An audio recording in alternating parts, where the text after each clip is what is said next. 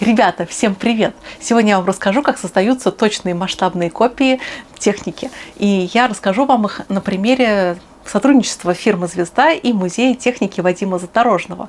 Например, в их коллаборации созданы такие модели, как танк Т-62, также танк Т-70 и будущая новинка этого месяца самолет Як-9. И в преддверии выхода новинки я специально съездила в этот музей и пообщалась с экспертом Евгением Лебедевым, и он мне поделился секретной информацией о том, как создаются модели. Итак, слушайте внимательно, начинаем. А купить такие модели, как Т-62 или танк Т-70, вы можете в магазине «Модельная лавка». По промокоду Даша у вас будет скидка в 10%, а по промокоду, который вы видите на экране, вы получите скидку в 200 рублей на свой первый заказ.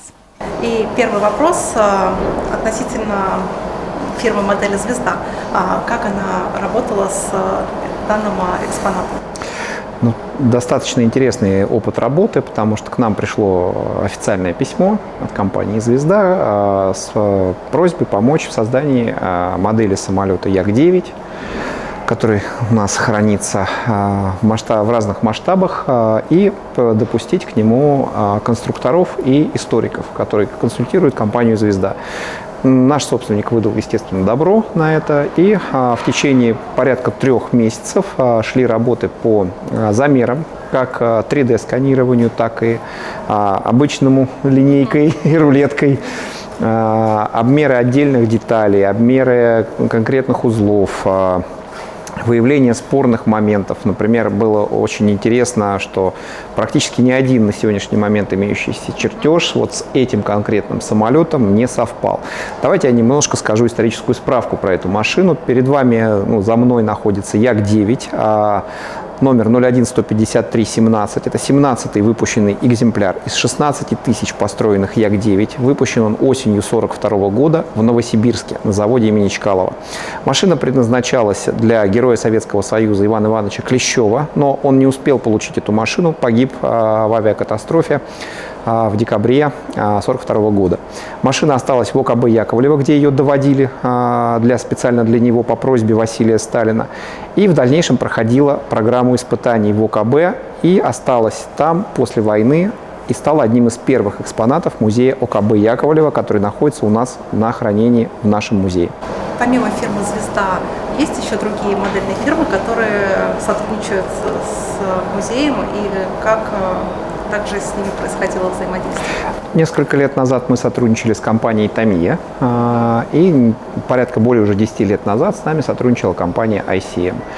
Каждый случай индивидуален, потому что каждой фирме нужно что-то свое, какой-то свой экспонат, своя концепция, как они это видят в сотрудничестве. Поэтому каждый случай сугубо индивидуален. А как ваш музей сотрудничает, например, как ваш музей участвует в пропаганде моделизма вообще в мире? В мире сложно сказать, в России. В России. Но мы проводим выставки стендовых моделей, М-стенд уже несколько лет подряд, с перерывом на ковид. Мы проводим лекции, посвященные интересным самолетам, тому же самому Як-9, КБ Яковлева к нам приезжала и 1,5 часа рассказывал начальник отдела технической информации ОКБ Сергей Кузнецов о истории самолета Як-9, о всех его вариантах, показывал оригинальные чертежи, показывал уникальные фотографии, которые ранее не публиковались конструкторским бюро. Отвечал на вопросы наших гостей.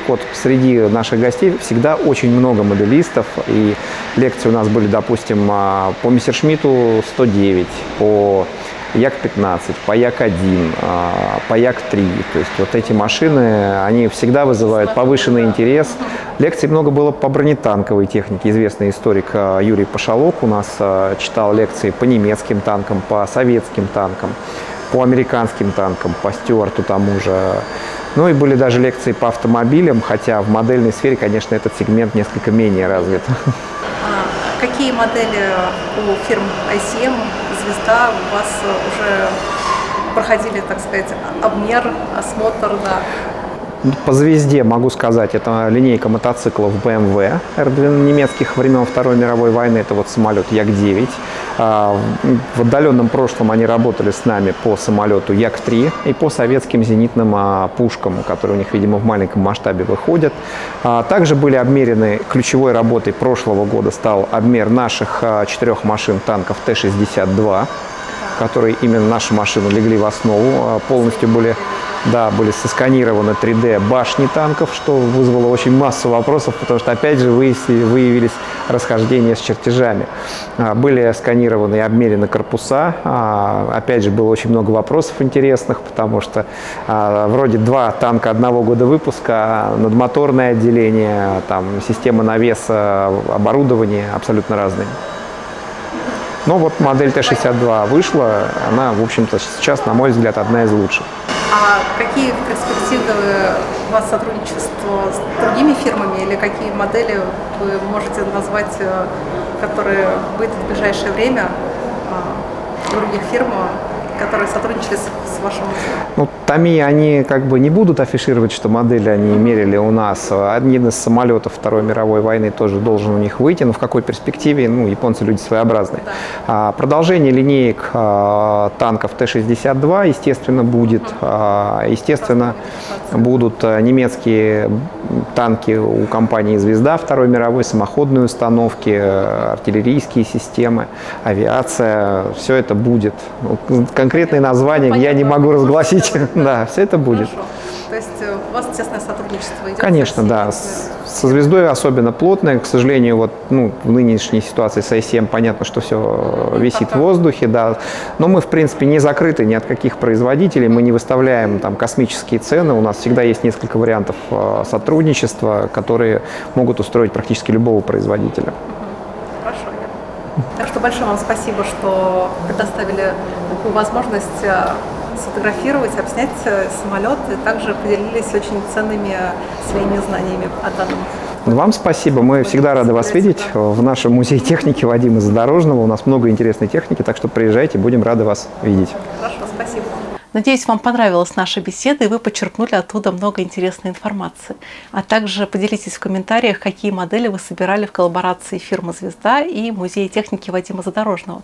Ведь Музей техники очень тщательно следит за исторической достоверностью своих экспонатов. А также я хочу попросить вас подписываться на мои социальные сети. До новых встреч. Пока-пока. Пока просто рукой его подвинуть, так удобнее будет. Вот так, да. И на себя. Да-да-да. Конца, да, вот. Ну, годы берут свое. Просто коленом, да. Не переноси ногу, не переноси.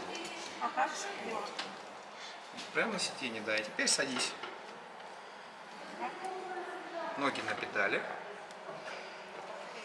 Угу. Ну, как комфортно? Страшно, мягко говоря, да. Я не представляю. Так, можно еще сверху немножко подсвета дать. Так, сейчас. Педали двигаются. Можно, да, на них? Да, можно ноги на педали. Правая рука на ручке управления. Левая рука на рычаге управления двигателя, желтый слева. Правая на ручке управления. Вот она, да. Вот так, собственно, и пилотировался самолет. Кажется, несложно.